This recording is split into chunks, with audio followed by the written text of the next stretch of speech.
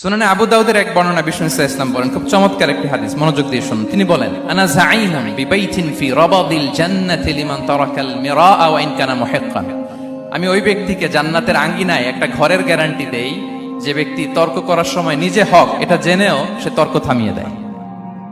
অনেক সময় হয় না, অনেকে পায়ে পাড়া দিয়ে ঝগড়া করতে আসে, এরকম আছে না নাই? আপনি চুপচাপ দেখবেন একটা বাজে কমেন্টস করতেছে, আবার কমেন্টের নিচে কমেন্ট, আবার গালি, হ্যাঁ আছে না এরকম?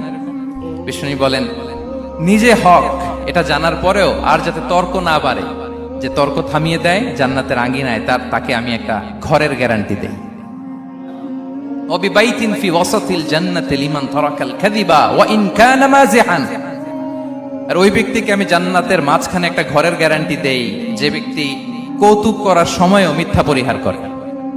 করতেছে কৌতুক, ফান করতেছে আর কি, হি ইজ কিডিং, পান করে, কৌতুক করে, কিন্তু কৌতুকের সময় সে মিথ্যা বলে না।